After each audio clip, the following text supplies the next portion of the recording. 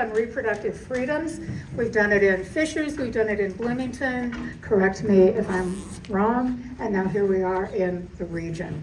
My name's Kathy DeWitt, and full disclosure, I am the founding captain of the Nasty Women of Porter County.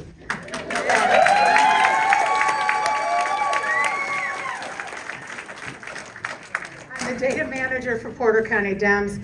I'm a daughter, I'm a mom, and I'm a grandmother, although my grandchildren call me Cha-Cha. You can do that too. I'd like to first thank the Lake County Public Library for providing this space for us tonight. I want to thank, where did he go? Sean Connolly, who helped us. There he is right here. And Betsy connected us with Sean, who I keep referring to as not James Bond. I'd also like to thank each of you for coming tonight. This is an important issue for all of us. Your voice is important, and this election matters. Abortion and reproductive freedoms are highly controversial and personal issues.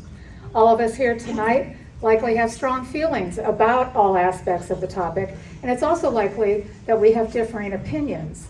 Shocking. But what we can agree on is that everyone deserves to be heard. That requires us to all be respectful of one another. To help with that, we've set some ground rules. Everybody likes rules, and expectations along with a clear format for tonight's discussion. Each candidate will be given 3 minutes for an opening statement specifically on their position about abortion, reproductive rights and freedoms, and SEA 1. The people who will be managing that timing, it's not just going to be by the seat of their pants. Judy Katz will hold up the signs that say you've got 1 minute left, you've got 30 seconds left, now it's time to sit down. And then Fran Krass will be managing the time. The order has been determined alphabetically. That means Jennifer McCormick will go first, Jamie Rittenauer will go second with their opening statements. You were given an opportunity to write down questions on a note card if you would please. If you didn't, too late.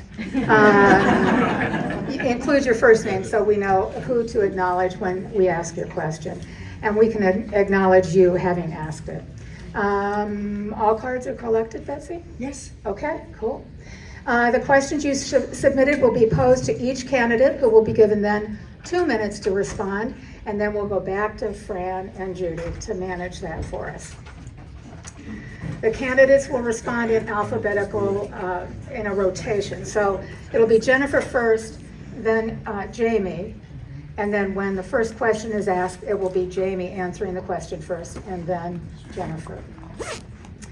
Let's see, each candidate will be expected to provide a response to each question asked of the panel.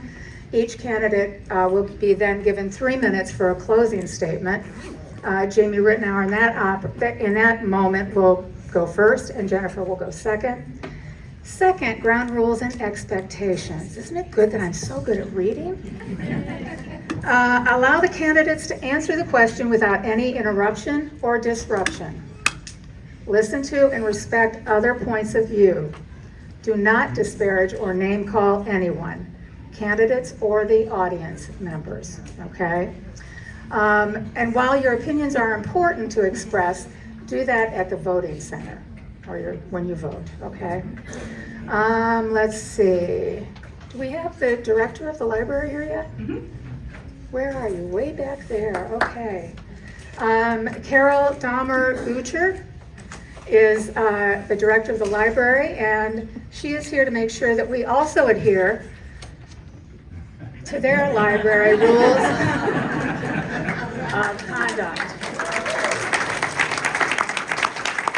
Thank you, Carol. Okay, so shall we get started? Sure. Okay, then I'll give you the mic.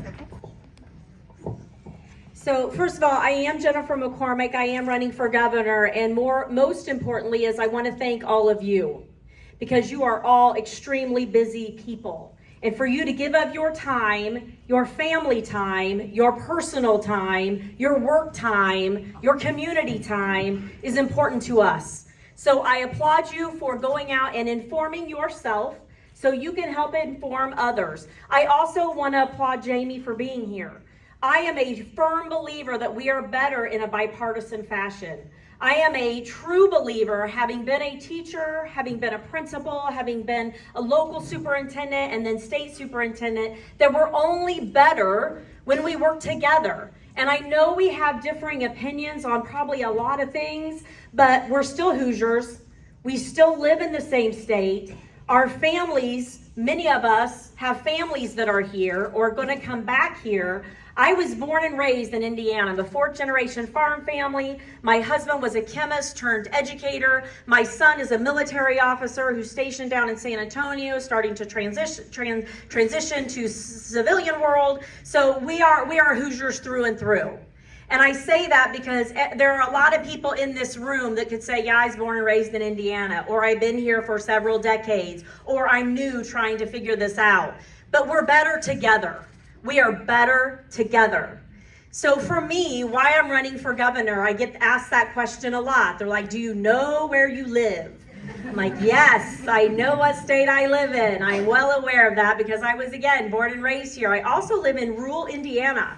So I live in Henry County, Newcastle, God's country, with the world's largest and finest field house. So if you're a basketball fan, you know what that means.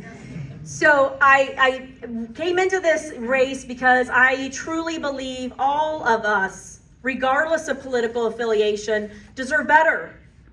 I am a firm believer that government is there, that it should be held accountable and should be transparent. I am a firm believer that government should be for the people. It should be serving us, not self-serving. I also am a firm believer that women deserve their rights. We deserve our health care rights and freedom.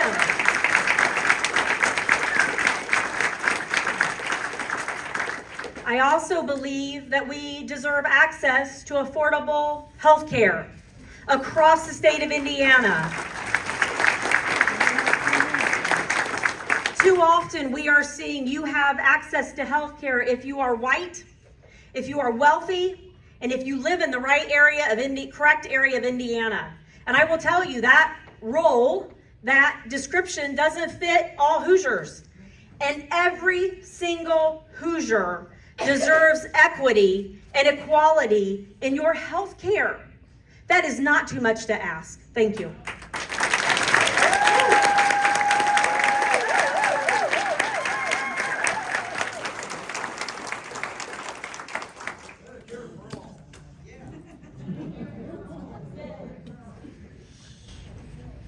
Well, thanks for being here, everybody. Sounds like you guys have done this a few times, which is good. It's very true that we live in a nation that is best when its people are engaged. And so I thank you for your engagement. Those of you that might know me, you know that I am not a politician. I was called into this race 6 years ago. The Lord whispered over my heart, you're going to be the governor of the state of Indiana. I've said it in every single corner of the state, so it's not new tonight. If you know anything else about me, you'll know that I don't like to read. I like to talk just straight off my heart. But tonight is a really important night. This is a subject matter that rings true in many of our hearts. It's an emotional subject, and I recognize that. And so I'm actually going to read something that I wrote because I wanted to make sure that I communicated this clearly. There are two main principles that I believe in. One, that human life has value. The other one is that human life begins at conception. I believe there's no other way to be a human but by being an embryo, and we probably all agree to that. The embryo is the first stage of the human being development, and it has all of the makeup it needs to fulfill the genetic coding that will matter for the rest of the life for that human being. Even though the heartbeat is only detected in an ultrasound at 6 weeks, science has for some time said that the heartbeat starts at 3. The heartbeat isn't the beginning of the human being's life.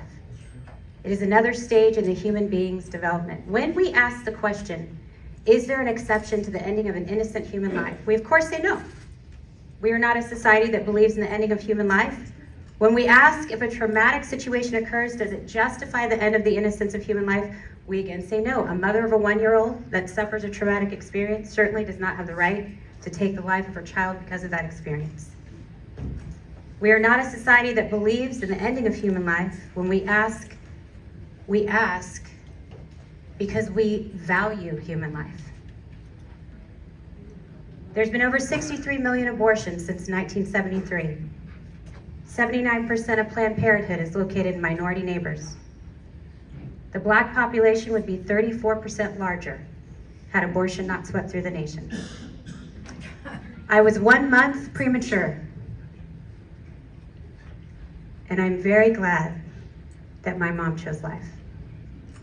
I believe in the value of life, and I thank you for listening to us as we all debate that.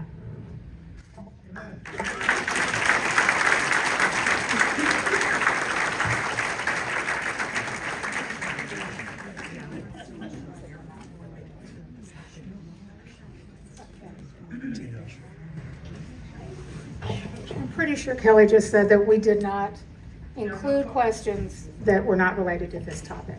Okay, so if that's what you submitted, you will not hear it here tonight. Okay, we're going to start with Jamie Rittenhard. What makes your position on women's health care different from your opponents, and why should we care? This is Heather. Well, this is the second time that Jennifer and I have been together in this kind of a forum. And really, as many of you guys know, I mean, we are winning the governor race on the primary side of the Republican Party. So I mean no offense to Jennifer, but I don't pay a whole lot of attention to what's going on in her neck of the woods quite yet. I do know that I respect her. I do know that she works hard. And just listening to her tonight, it tells me a lot about her positions. I would say that we're probably on two different roads. The road that I believe in is a road that values life, human life at conception. And I think that's probably where the crux of the conversation is. So I think what you'll hear tonight is probably both of us debating that point, and then at the end of the night, you're gonna have a choice to make. I am a person that believes that we reflect in our policies what we also believe. I think that that's so important in 2024 because we often elect politicians because of what they say on stump. But when they get in office, it's not what they said on stump that's making policy. It's their belief system. And so I believe in the Lord. I'm a Christian. I believe in the creator of life. And so you're gonna find that all of my policies point and end in that direction. Could you ask the question again?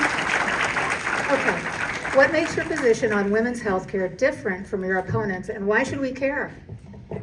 Yeah, I think it's interesting. I do respect Jamie a great deal. I respect anybody who runs for office. And so, the difference is I pay attention to every single person who's running for office. Every single person. Yes. Because it's a matter of respect for knowing what they're doing.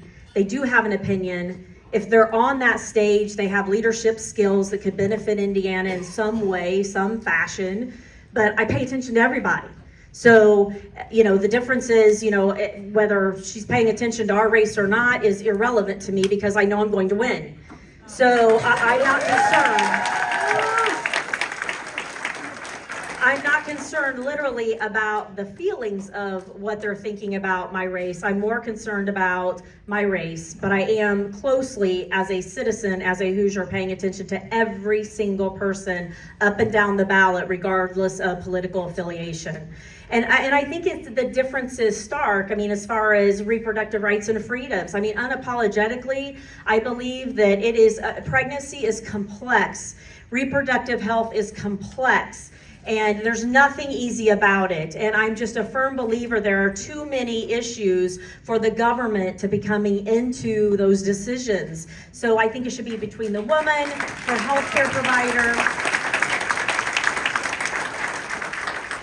There are a lot of people of faith in this room, and that too plays into everybody's opinions about reproductive life and reproductive freedoms. And so I think, it's just, there's a clear difference here, and that's okay. We have different opinions. But I just am a firm believer that women should have the right to decide and have the autonomy over their bodies, because I've heard too many horror stories of what did happen, what could happen, what will happen if we keep going down the path that we're going down regarding this topic.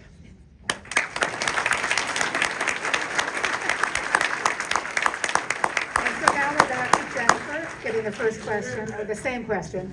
What actually can the governor of Indiana do to restore reproductive rights for women? Yeah, having served at the State House for 4 years, and I know we have some representatives, I believe some senators here, so if you're here and you are a rep or a senator, can you raise your hand, because I'm just giving you a shout out. Thank you, we have a few. So, having been at the State House for 4 years, I know how incredibly difficult the place is, regardless of political party. I think everybody would tell you that. It's intense, it is hard. It is a hard place to be. But the governor has unique authority over things that people don't quite understand. One, the appointment of a ton of boards and committees, a ton. And those boards and committees are directly related to your everyday lives, including your healthcare decisions. Boards and committees. Also agency heads, Department of Health, Department of Education, all of those things that play into a lot of the conversations we've been having. The governor has authority over agency heads. I know firsthand, having been responsible for over the half of the state's budget, how important those agency appointments are, and that they represent the majority of people's voice, not the minority. And so that is huge. Also, please keep in mind, we have 3 judges up. And if those judges don't get retained, the governor appoints those judges. New day for the voices of the majority of Hoosiers.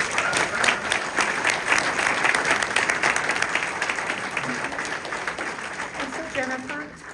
So what would you say that the governor of Indiana can do to restore reproductive rights? What would you say? To restore it? Yeah. I'm sorry, it goes back to you utilize the boards and the commissions to help with some of those decisions. You are also fighting for a citizen-led ballot initiative, yes, which you use the platform for that. And then hopefully if we get the courts, you appoint people who will support women's rights for reproductive rights and freedom. So there are things the governor can do. I'm not going to be Pollyanna about it, but there are things that fall under the leadership of the governor, and I cannot emphasize to you the importance of that person, hers, appointees in state government in general, because it just matters.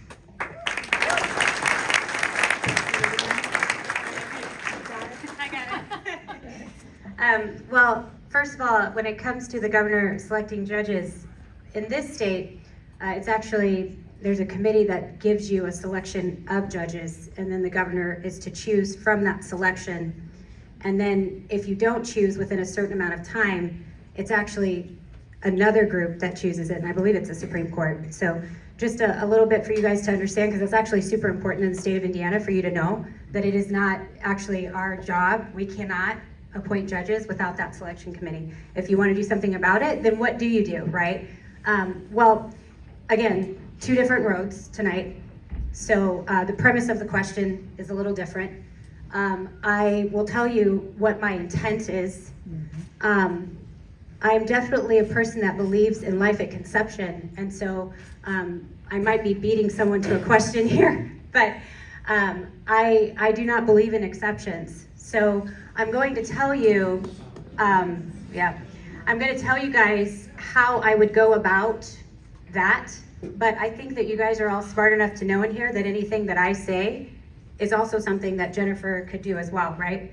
In the state of Indiana, you elect your representatives, but the reality is that the governor does not have line item veto, and the governor cannot veto any legislation, right? You guys know that. I mean, he can, but it doesn't count because then it goes back through. So the point is that you really matter. You do. That's why I'm on the ground. That's why Jennifer's on the ground. That's why I'm not in a bunch of Lincoln dinners, because I talk to the people. And so whenever we go up to the State House, we bring the voice of the people. And so that's why there's a lot of people here tonight that support me, and that's why you guys are supporting her. And so how would I move towards what we believe in this state? I'm going to bring the voices of the people. And I think Jennifer's probably saying the same thing.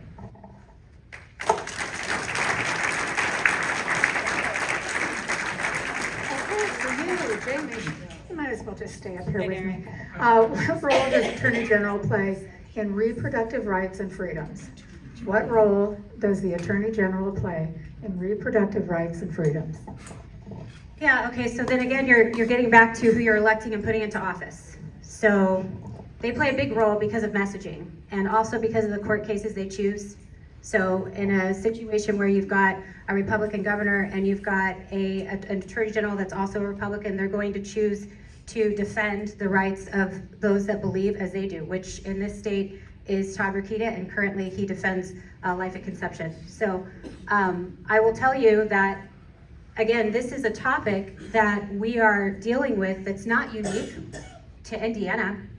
It's a topic we're dealing with all over the nation. It's real. It's the question of not just how it affects all of us, but how it affects our communities and how it's been affecting our communities. And that's very real too. So to answer your question, yes, the Attorney General is someone that you elect and put into office. And so then based on what they believe, which you should be spending time finding out, right? They're gonna make that part of their priority when they get into office. I would say, having, again, been at the State House, the biggest thing for an Attorney General that impacts the state of Indiana is part of their delivery and then part of implementation of policy. But right now we have fear and chaos coming out of that office. Whether it's about healthcare, education, the environment, it's constant fear and chaos and panic. We need calm. We need solutions. We need a bipartisan conversation. We need civility.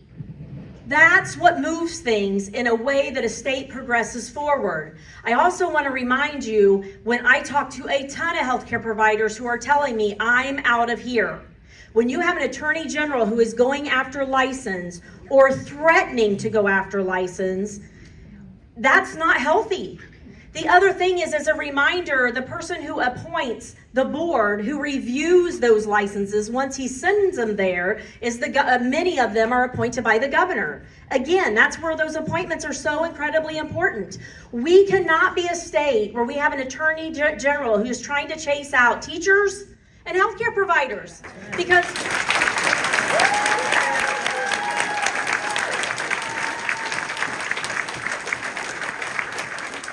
I want everyone in this room to be healthy and educated. Healthy and educated. I want our neighbors, I want our kids, our grandkids to be healthy and educated. That's what the goal should be. But the Attorney General plays a pivotal role in that. The Attorney General also plays a pivotal role in taxpayer waste. Right. And that includes waste in that arena of healthcare. And I've seen it. When I was at the State House, the waste. And we questioned it. And they were like, go away. I'm like, wait a minute, are we not supposed to be fiscally responsible and conservative in Indiana with our monies? That person who's in that office has a great deal of control over those funds as well.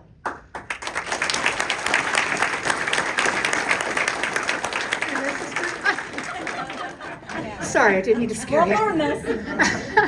How many women in Indiana have health care and prenatal care? That's a great question. So the true answer is we don't know. We don't know. What we do know is 1/3 of our counties do not have OBGYNs. Think about that. All of us who have an OBGYN or have access to an OBGYN can't even wrap our minds around that. But a lot of those counties that don't have access to that are those who are struggling the most. They're those who are heavy in poverty. That those who really represent our Black and brown communities. We are 25% of our counties are in maternity care deserts. That is extreme. That means they have beyond OBGYNs, they have a very limited access to maternity care. Very limited. Not to mention the vast majority of Indiana, we're almost at 1/3 that don't have access to contraception. And people are like, that's not true. It is true. It is true. We are at a point in Indiana where, why isn't that the special session? Why aren't they running in to have a special session to say, how do we get these women and infants the care they deserve? Where is that conversation?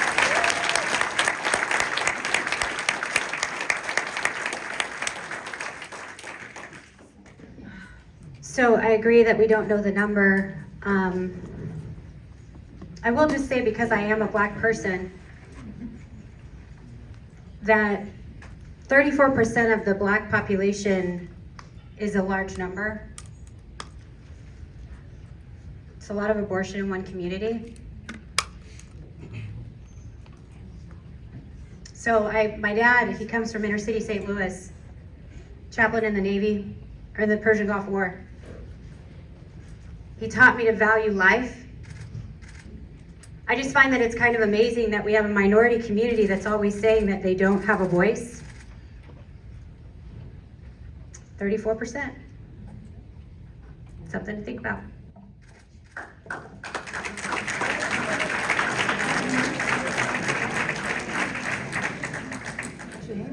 You're back. Do not sit down. Why is the issue of abortion rights not just a woman's issue? Yeah, I feel like we could probably almost split up in groups and really get into this, right? Because we're kind of repeating ourselves now, right? Because you can tell the difference. It really does come down to one question, and it's the question of, do you value life, and when does life begin? And so, that's really my opinion, my position, and half of the state, actually much larger in Indiana's position. So when we ask the question, do we value life, we all agree that we value life.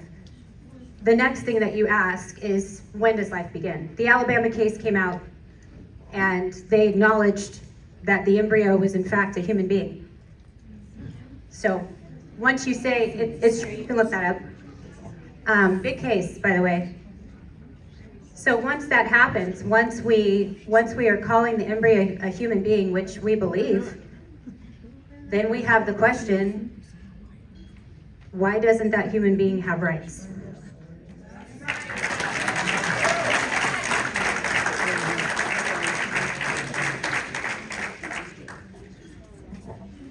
It really is. I mean, the whole topic we're discussing is beyond women. And I think there are a lot of men here who understand that, and you support women. But it's beyond just a conversation of women and young ladies and girls. I mean, it's about men, it's about boys. I mean, the conversation's about all of us because it's a family issue.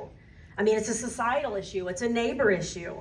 I mean, it's about all of us because everybody's impacted. The best way I can describe this is I'm going to tell you a story about a lady who contacted me, a young lady, and I was in Texas visiting my son, and she said, I need to talk to you. So I go to a coffee shop and I talk to her. And she said, I grew up in Fort Wayne, Indiana. Of course, I'm like, yeah, you know, Indiana. So she said, I grew up in Fort Wayne, Indiana. I was a teacher in Fort Wayne, Indiana. And then I was a young adult, and I thought, I'm gonna go live a life, and I'm gonna go to Austin, Texas. So she went to Austin, Texas. She met her husband, and they got pregnant. And it was her first pregnancy. She was super excited and had major complications, and she was in Texas. So fast forward, they told her, your choices are really limited. In fact, you need to go home until that heartbeat's gone, or you are crashing. That's it. Those are your choices.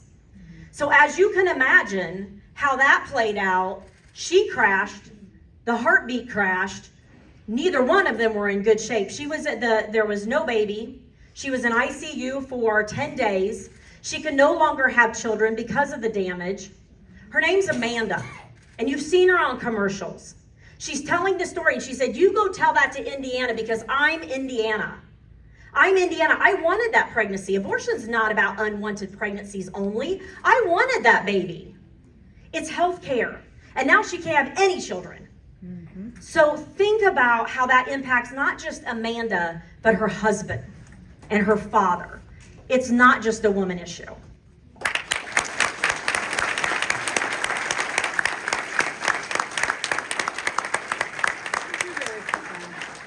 She really sat down. How do you plan to address the high number of healthcare professionals leaving the state of Indiana due to legislators eliminating basic health care for women?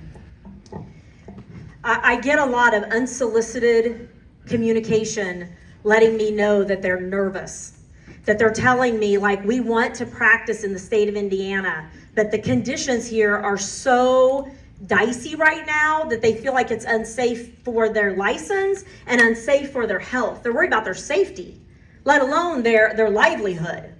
Many of them are telling me, many of their peers have already left. Many of those coming out of our programs they're already looking at who needs to be placed where, and many of them are saying, not here, not in Indiana. And they're being very strategic on where they go, because Indiana is not the only state going through some of this. Our healthcare providers are hypersensitive of what's going on and well-informed. If we lose more of our healthcare providers, in particular, those who serve women's reproductive rights and freedoms, we're in trouble. We're already at a critical point, and it's just gonna get worse. So it's not just us saying the story, it's listening to the healthcare providers. They're showing up at my events, they're calling me, we're having small group discussions. They're like, you've got to get elected because we're going to lose everybody. And I'm like, that's the plan. I'm trying to help everybody. But that impacts everyone across the aisle. This isn't partisan, this is our health care for all. Health care for all.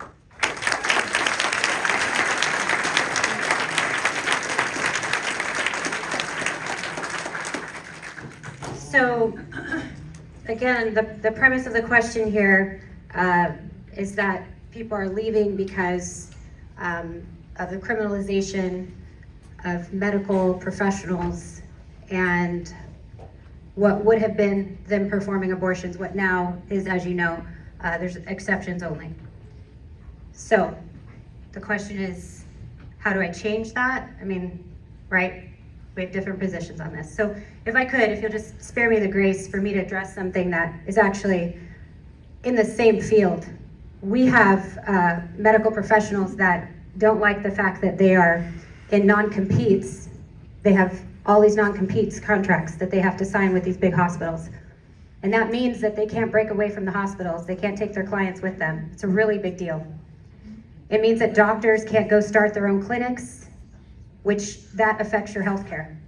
It also affects the pricing of healthcare. So the premise of the question is, what would I do to help doctors that feel that the state is criminalizing healthcare? The premise of the question I don't agree with, but I will tell you that I do believe that non-competes being something that are no longer allowed. By the way, lawyers do not have non-competes in this state. They're not allowed to have non-competes. So I do think that doctors being able to be free of having these contracts that would obligate them and not allow them to leave their contracts and take their clients, I think that would help all of the doctors all the way around. So I'll just sit out.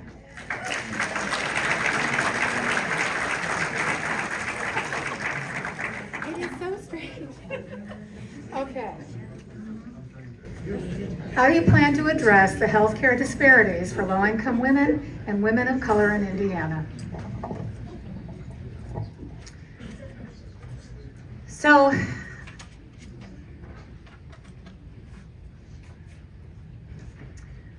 when it comes to the disparity, one of the things that I've loved is, as I've traveled the state of Indiana, I started 2.5 years ago, just so you guys know, and so I wasn't, trying to get into the race and do all the politics. I really went out and tried to get to know the people of the state of Indiana. What is amazing about our state is how many people are on the ground really desiring to help women. It is amazing. There are many clinics all over the state of Indiana that give ultrasounds and give actual health care to women. It is something the state should be proud of. I've been to those clinics, so anyone that says they don't exist is lying, because I've been to them. I've watched women come in and they organize all the baby clothes. I've watched them give ultrasounds. They actually had a person that allowed me in there. So it's pretty wonderful to see people in the private sector that are giving healthcare in that way. And I think that's good. I think it's good for the private sector to get involved and give healthcare to the women. And I will tell you this, back to the non-competes, I will tell you this, the doctors that I've talked to in the state of Indiana, they actually say that they would be willing to contribute their own time. Again, a compliment to the state of Indiana, generational state.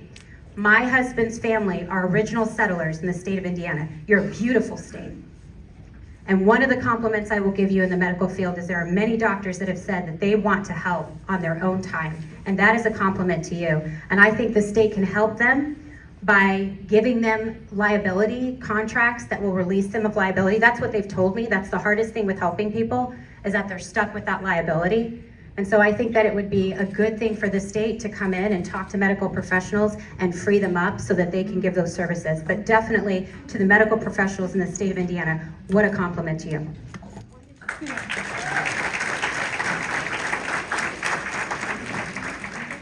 some of our most marginalized areas when it comes to healthcare rely, whether we like it or not, whether we want to admit it or not, it's irrelevant, is on Medicaid. On Medicaid. And what did the state just came out and say?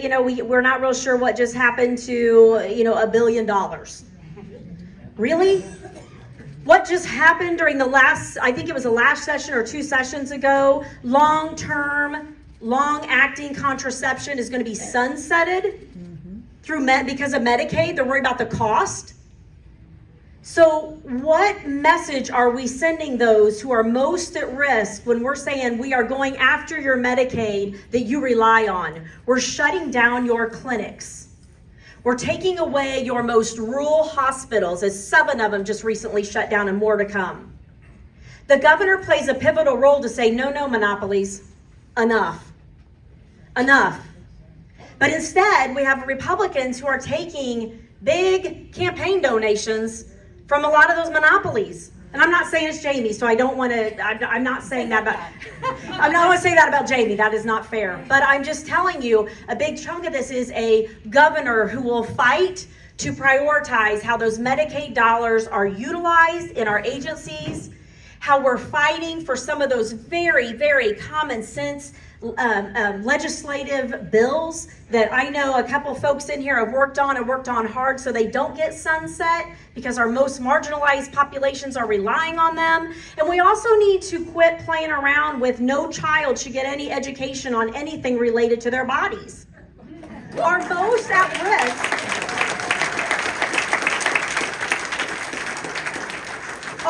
at risk kids need to have some mechanism to have conversations about life and about their health care, period.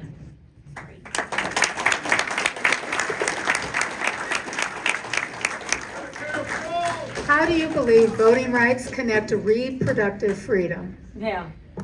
Well, Do voting rights connect? 100%. Are we the worst state in the nation? It cracks me up. I hear people, they'll come up to me and say, I am a patriot. I'm like, what are you doing to help with the voting issue? And they're like, I'm a patriot. And I'm like, but what are you doing to help with the voting situation? We are 50 out of 50th in the nation on voter suppression and voter turnout. There's nowhere else to go. And so our General Assembly came out and said, hey, we're going to make it a little bit more difficult. We're going to take away some transportation and we're going to load on some other things that you need to produce to be able to vote. Now, come on. Voting is a direct reflection of who we are. And if we don't vote, we get what we get. So there is a direct correlation between what happens with gerrymandering in the state of Indiana, what happens with the state house who represents us. And if the majority of people don't like it, the majority of people need to go vote. Voting and your health care are related.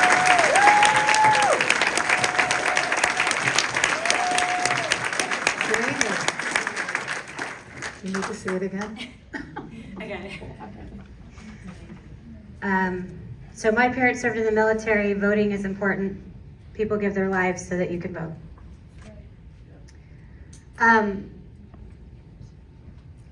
I do want to say that when it comes to talking about the things that government has done wrong, well, you don't have to follow my campaign to know that I have not sugarcoated what's happened with the Republican Party.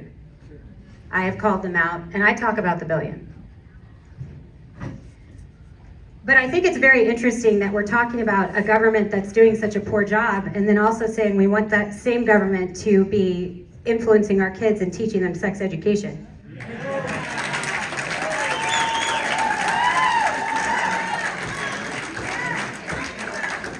No, I don't.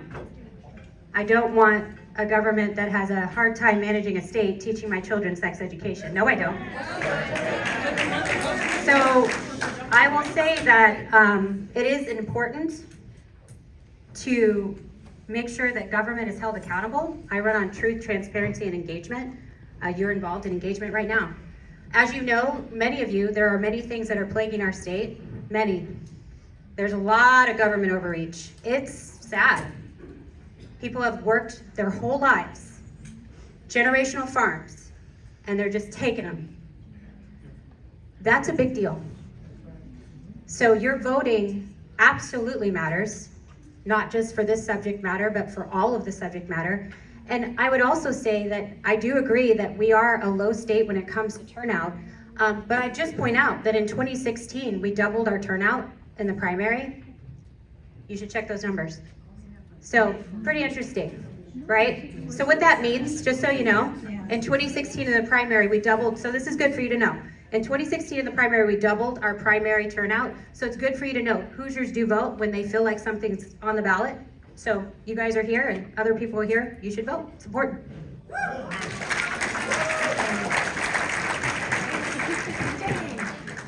What will you do as governor to facilitate a change to our state constitution to allow for referendums to be added to our ballot system during elections? Referendums added to the ballot. School referendums are a big problem. We see a big issue with property taxes in our state. Maybe second to education, which is struggling in our state. We have over 100,000 3rd through 8th graders that cannot do math or reading. So that's a problem. You can look that up. So school referendums have to be addressed. I'll tell you what I'm doing when it comes to a constitutional amendment. Again, you need to understand that in the state of Indiana, there's no line item veto. The governor's office really is set up so that we can veto something, but then they can go right back in and vote on it again, right? So it's important that we're on the ground and we're hearing your voice, because that brings to the State House the voice of the majority. And that's really the point. That's why I'm on the ground. So on May 8th, as a Republican candidate primary winner, I will start a tour to all the counties where I'll meet with county commissioners and townships to discuss property taxes and many of the other issues that are plaguing the state. And the point in doing that is I do agree that the state has become an elite type of mentality where they believe that they've been up there so long that they can make the call for everybody. And that's just not America. It's not America. And so I will be spending time on the ground. That's where I've spent for the last 2.5 years. And I'm really glad to do that because the people of the state of Indiana are beautiful people. You guys are educated in your voting. You guys are family people. And it's been a joy to get to know you. And so it is my intent to go around the counties and get to know them more so that I can bring that voice to the State House and I can put pressure on the legislator to ensure that we do get the school referendums for sure addressed, because it is causing a big problem with property taxes. I am a fan of not having property taxes. I am a fan of that. It just takes a whole lot for teachers because we don't want to take things too fast away from schools. We've got to reallocate money. I mean, when you lose $1 billion, somebody's not doing their job. So we plan on auditing the State Department, especially when it comes to the IEDC. And in doing so, we want to free up that money so we can address property taxes.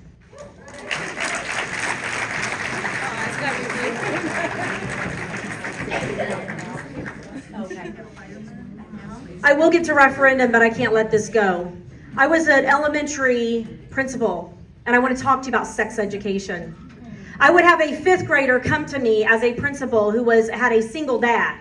Mom was in prison. She was the oldest of 3 children, and she would come to me and say, I started my period, I have no idea what to do. She had nothing to deal with that with.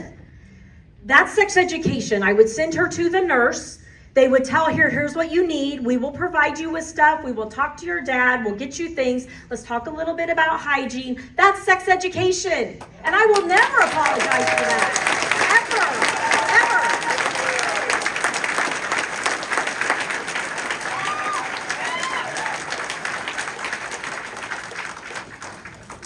Ever. So, referendums.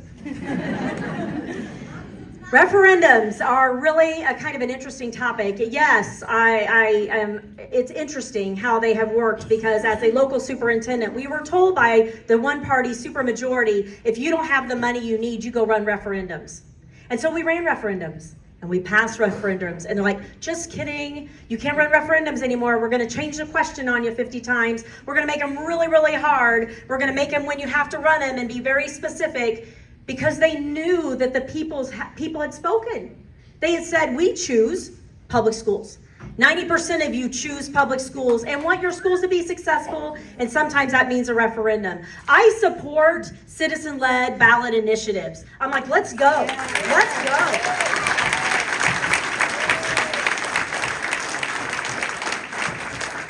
Let's put medical marijuana up. Let's put reproductive freedoms up. Let's go.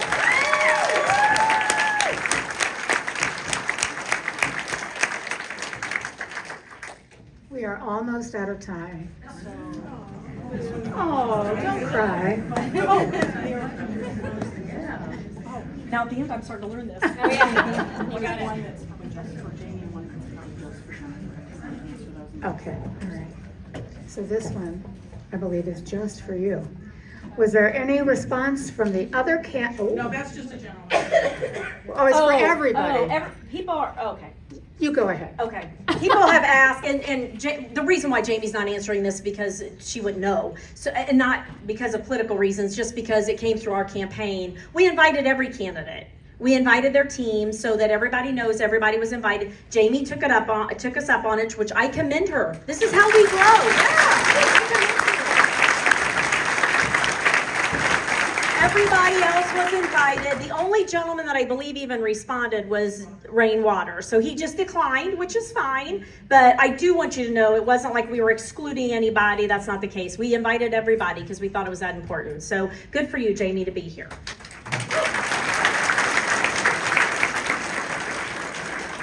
I believe this is for you. Okay, if you are not successful, am I getting this right? Okay. If you're not successful in the primary, are there any of your opponents who you would not support in the general? Dun, dun, dun. Two negatives.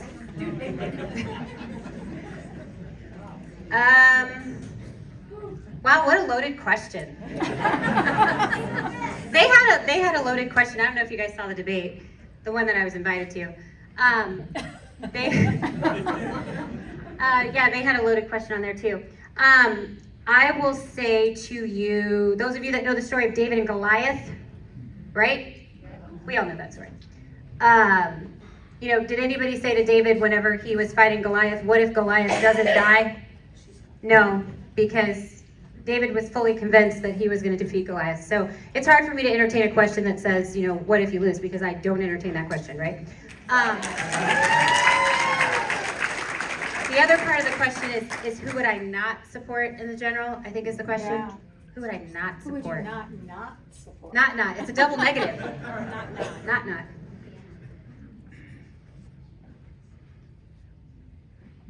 Gosh, it's so hard. My mind is... Can you ask me on May 8th? Yep. Is that fair? Okay, is that fair? Thanks, because I don't even think you're on my team, but thanks. I'll answer the question on May 8th, and I will tell you this. On May 8th, you will get an answer. Yeah, that's fair. You'll hear something like, I am thankful to the Republican Party for receiving the primary election.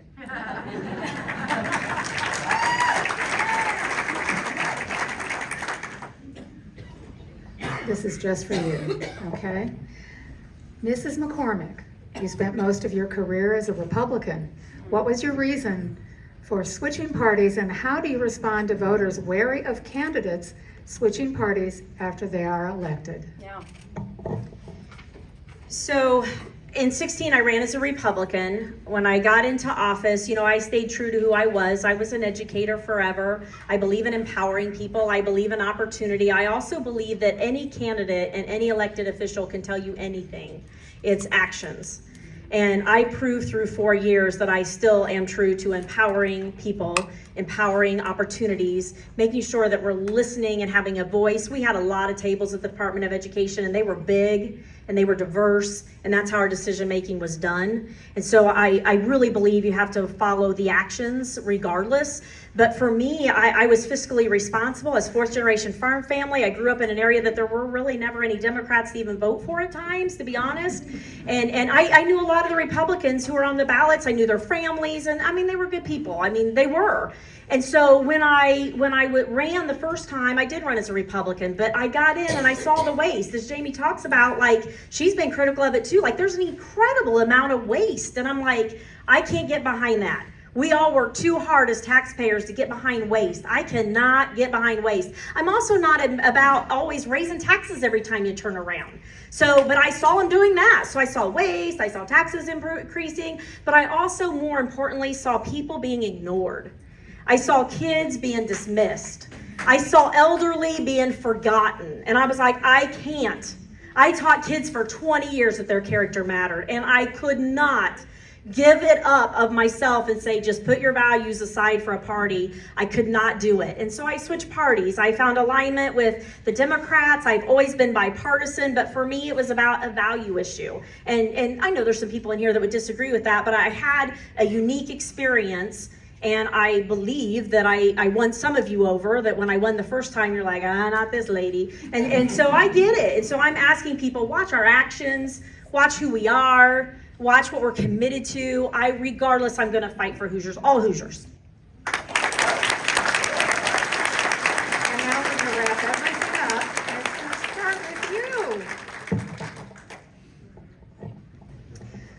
Well, thank you for coming out tonight, this evening. It says a lot about your communities. It says a lot about how much you care about the Hoosier State. I've been all around. I've traveled over 30,000 miles in Indiana. I've been away from my family. I actually have 5 children. Somebody said, wow. I will tell you this. It is really awesome in the state of Indiana when you say you have 5 children and people go, wow, and they smile, because in some places they don't smile so much. You know what I mean? Family's good. Family's good. Kids are beautiful. I've got 5 kids. I've got 4 boys on top of that. Got a 4-year-old. So you know what? It's been a great sacrifice, and it's been my honor. It's been my honor. Indiana is a precious state. You're beautiful. I don't believe in what they're doing in this state. I don't believe in the government overreach that's taking place where they're taking people's lands. I don't believe in that. I believe that you're very beautiful and uniquely made. My dad served in the military my whole life, and so, well, not my whole life, he's been retired now, but my whole upbringing. And one thing I can tell you is we spent a lot of time in California because that's where he was stationed, Camp Pendleton with the Marines, and then he was on a ship too. And I can just tell you that, you know, Indiana shouldn't try to be anything but Indiana. You don't want to try to turn yourself into another state, because what makes you special is who you are. You're a generational state, you're a family-oriented state. That's a wonderful thing, and you don't want to change it. The United States will be stronger when each state is strong. And so it's been my honor to be here in the state of Indiana. It's been my honor because I love life and I value life, and I believe that life has value. I know that you disagree, many of you in this room. I appreciate the fact that you haven't come storming up here at me. Is that fair? You guys are shaking your heads. I appreciate that. That's totally honest. I appreciate it. I do. Look, in the Bible, there's something that's called agape. And it says that in 1 Corinthians 13. What that means is that even if you hate me, I get to still love you. You can't control that. You can hate me a whole lot, but it's not going to change the way that I think about you and feel about you. So I just want you to know that you guys have been respectable tonight. That's not an easy thing to do. It's a hard subject. And so I appreciate you guys doing that. It might be one of the more rare conversations that are like this, that have been this controlled, and you should be commended for that.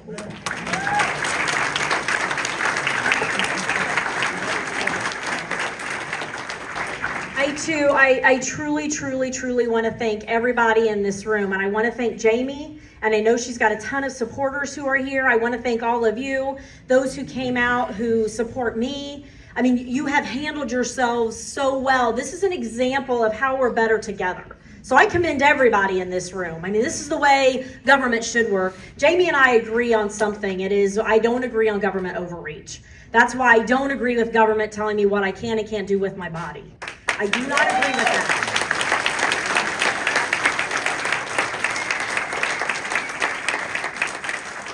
I'm a mom, and I know there are a lot of moms in here. I'm a daughter. I know there are a lot of parents in here. I'm a granddaughter. I know there's a lot of grandparents in here. We are stronger when we take care of each other. And that means we fight for each other. When Indiana needs a lift, when we're 47th in the nation, we deserve better than that in the quality of life. When we're 41st in the nation in education, we deserve better than that.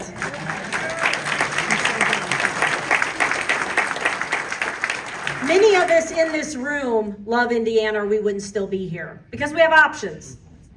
It's not a matter of do we or do we not really respect and appreciate our great state. It's about we want it to be great. We want it to be better because we deserve it, and I intend to do that for you. Thank you.